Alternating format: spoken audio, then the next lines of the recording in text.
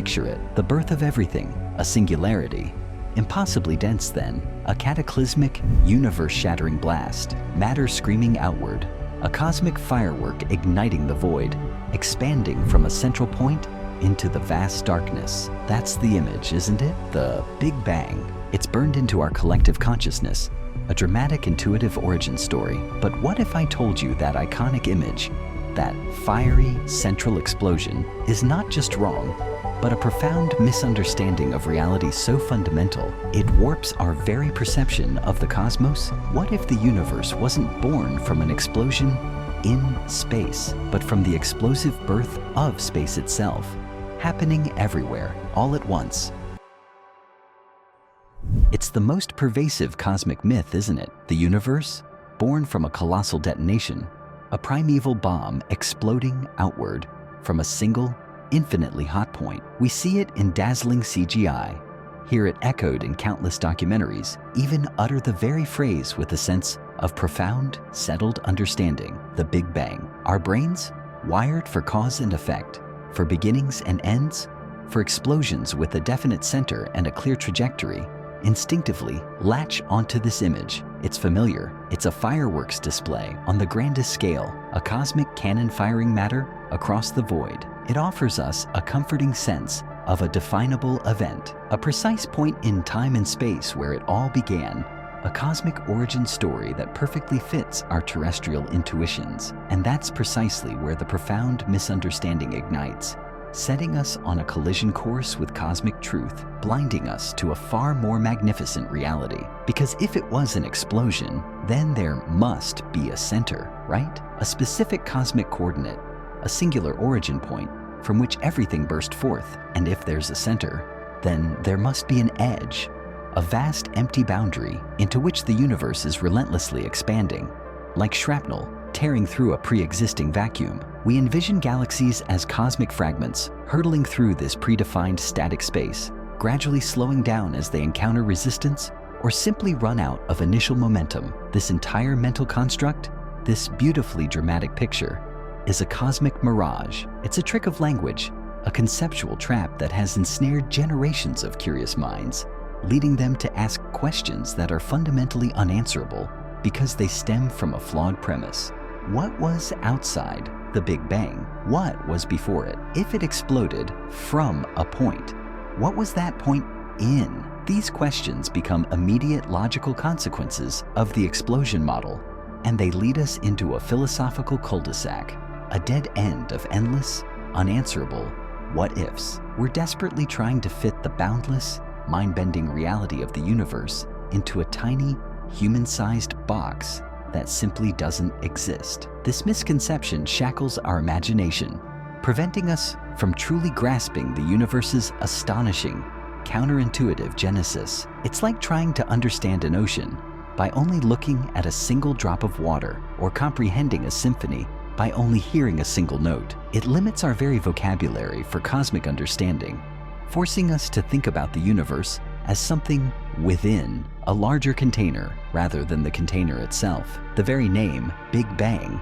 is a cruel irony, a linguistic accident that cemented this false narrative into our collective psyche, acting as a cosmic red herring of epic proportions. It was coined in 1949 by the brilliant yet fiercely skeptical astronomer Fred Hoyle. He was a staunch proponent of the rival steady-state theory, which posited a universe without a beginning or end, constantly creating matter to fill the expanding gaps. During a BBC radio broadcast, Hoyle used Big Bang dismissively, a sarcastic jab at the idea of a universe with a definite, explosive beginning. These theories were based on the hypothesis that all the matter in the universe was created in one Big Bang at a particular time in the remote past.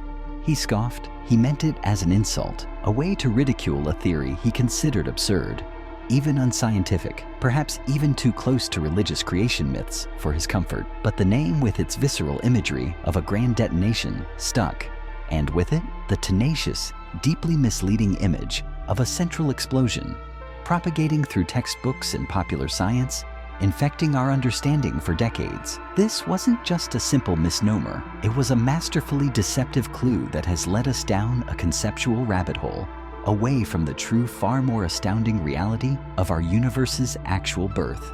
It has distorted our intuition about space, time, and existence itself. We need to shatter this illusion, utterly dismantle it, to truly see the universe for what it is. So, if it wasn't an explosion in space, what was it? This is where your intuition, honed by a lifetime of terrestrial physics, will scream in protest. Because the truth is far more alien, far more mind-bending. The Big Bang wasn't an explosion of matter in space. It was the explosive expansion of space itself. Think about that for a moment. Not a bomb going off within a room, but the very fabric of the room.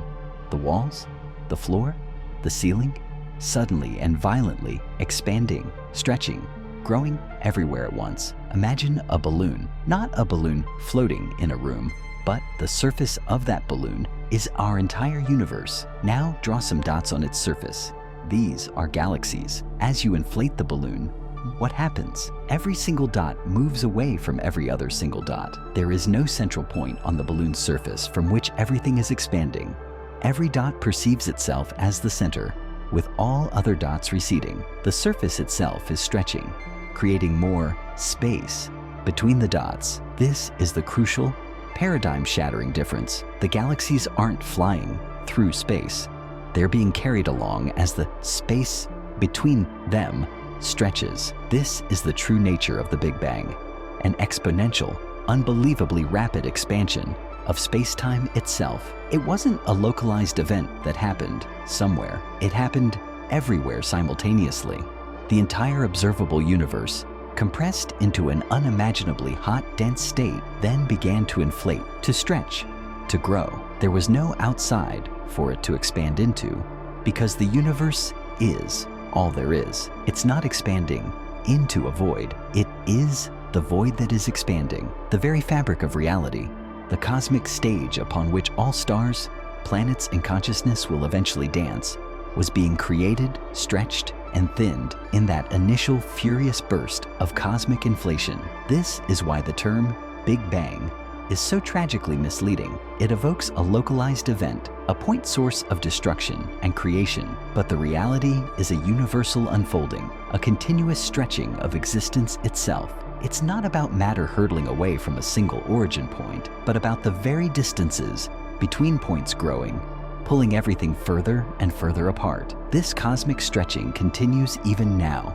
ceaselessly, pulling galaxies away from each other, expanding the vast cosmic ocean. It's a concept that demands we abandon our terrestrial analogies and embrace a truly cosmic perspective, one where space is not a static container, but a dynamic, growing entity. If this mind-bending revelation has truly expanded your perception of the cosmos, as much as the universe itself has expanded, then please smash that like button. And if you crave more cosmic secrets unveiled, more deep dives into the universe's most astounding truths, then subscribe and join our relentless expedition into the unknown. Because the universe is far stranger and far more beautiful than you've ever been told. So, how did we, mere speck-like beings on a pale blue dot, unravel this mind-bending truth? How did we move beyond the intuitive, yet utterly false explosion narrative? The answer lies in the universe itself, in the ancient, undeniable echoes of its true genesis.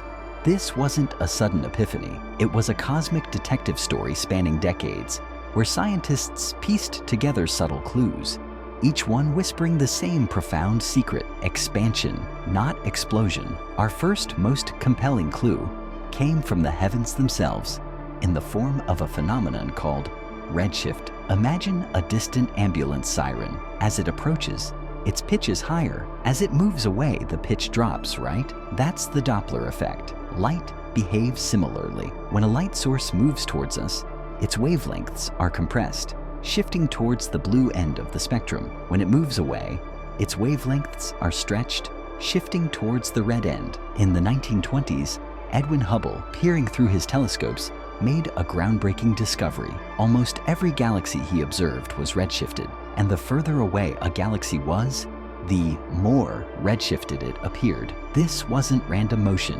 This was a systematic, undeniable receding. Every galaxy was moving away from every other galaxy, just like the dots on our inflating balloon. This wasn't matter flying through space.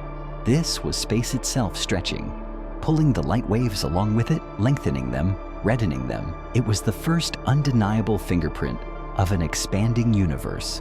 But the most profound piece of evidence, the smoking gun that cemented the expansion model, arrived almost by accident in 1964. Two brilliant, yet somewhat unwitting, radio astronomers, Arno Penzias and Robert Wilson, were trying to get rid of persistent, annoying static in their horn antenna at Bell Labs. No matter what they did, cleaning out pigeon droppings, re-aiming the antenna, that faint, uniform hiss persisted, coming from every direction in the sky, day and night. It was a cosmic hum, completely isotropic, meaning it was the same intensity everywhere. They thought it was equipment malfunction, a frustrating obstacle to their work.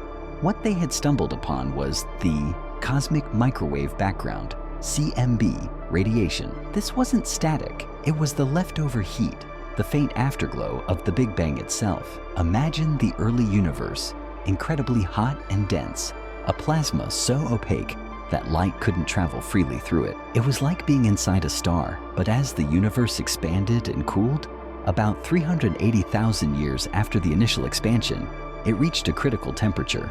Electrons could finally combine with protons to form neutral atoms, and suddenly, the universe became transparent. The light that had been trapped, bouncing around in that plasma, was finally unleashed. This ancient light, initially scorching hot, has been stretching and cooling as the universe expanded over billions of years, shifting from visible light into the microwave part of the spectrum. Penzias and Wilson had found the universe's baby picture, a faint, uniform glow that literally surrounds us from every direction, a relic of a time when the entire universe was a hot, dense fog. This wasn't an explosion in one direction. This was a universal isotropic glow, confirming that the universe was once uniformly hot and dense everywhere. It was the ultimate proof that the universe began not as a localized blast, but as an all-encompassing, uniform expansion. These two monumental discoveries, the redshift of galaxies and the omnipresent CMB, shattered the old explosion paradigm and solidified the true narrative, a universe born from the stretching of space-time itself, a continuous, unfolding cosmic event. These ancient light waves and receding galaxies are not just data points. They are whispers from the dawn of time, telling us the true story of how everything began. The most challenging, yet utterly liberating concept to truly grasp about our universe's birth is the absolute, profound lack of a center. Your mind rebels, doesn't it? Every explosion you've ever witnessed, every burst of energy, has an origin point. A grenade detonates from its core.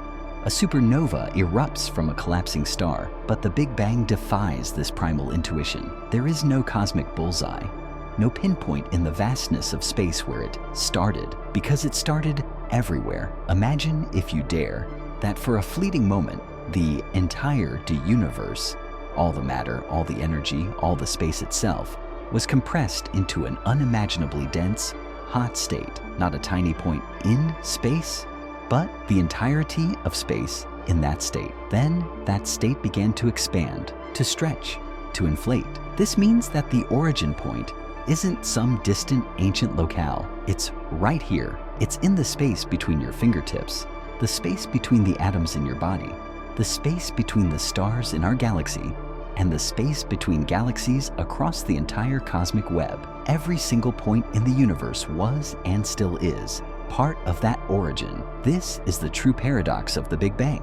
It happened everywhere at once, and it's still happening. The expansion isn't a historical event that concluded. It's an ongoing, relentless process. Galaxies aren't just coasting on inertia from an initial push. The very fabric of space-time between them is continuously being created, continuously stretching, pushing them further apart. It's like baking a cosmic loaf of sourdough bread. As the dough rises, the raisins, galaxies, embedded within it, all move away from each other, but no single raisin is the center of the expansion. The entire loaf is expanding, and the loaf continues to expand as long as it's rising. This means that the Big Bang is not something we observe from a distance looking back in time. We are inside it. We are living through its ongoing consequences.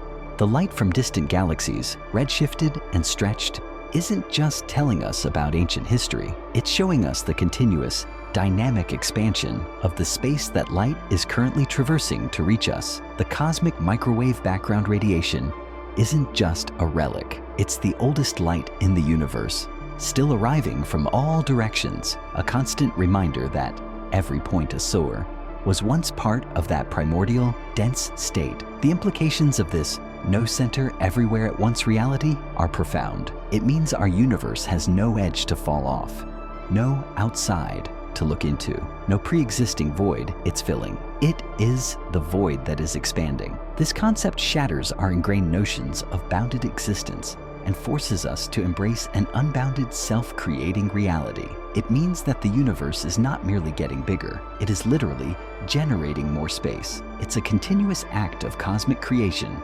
happening moment by moment, everywhere you look, everywhere you ever are. This isn't just abstract physics. It's a fundamental shift in our perception of what existence even means. We are not passengers on a small ship, floating in an infinite ocean. We are part of the ocean itself, continuously expanding, continuously evolving. The very atoms that make up your hand, the air you breathe, the light you see, all are held within this constantly stretching, dynamic fabric. While objects bound by gravity, like galaxies or even atoms, don't expand internally because their own gravitational forces are stronger than the cosmic expansion on small scales. The space between these gravitationally bound structures is relentlessly growing.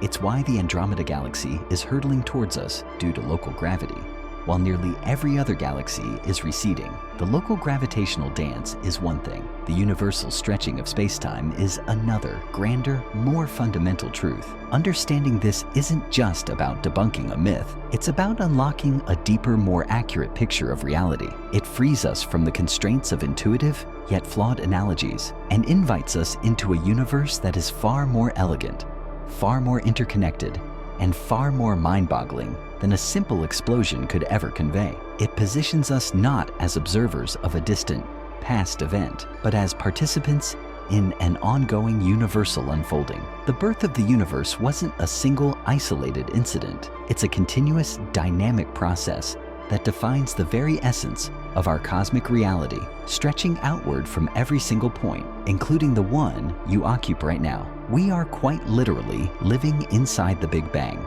So the universe didn't explode into anything. It exploded as everything. It wasn't a violent burst from a single point, but an omnipresent, simultaneous stretching of space-time itself, a cosmic genesis that defies our most basic intuitions.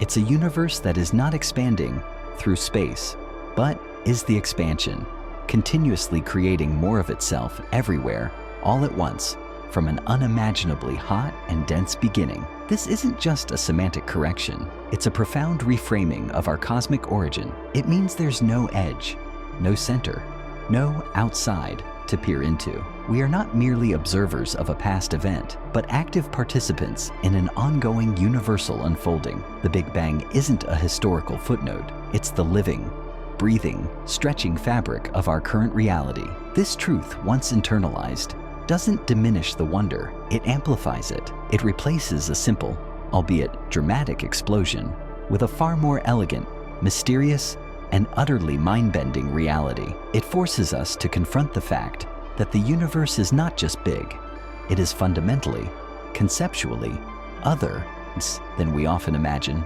It is a continuous act of creation, a dance of space-time that began in an instant and has been unfolding for nearly 14 billion years, carrying us along with it. The universe wasn't born with a bang in space, but with the bang of space itself. Tell me what you liked or disliked about this video. What do you think could be changed to make it better? I read every comment and will respond to every suggestion.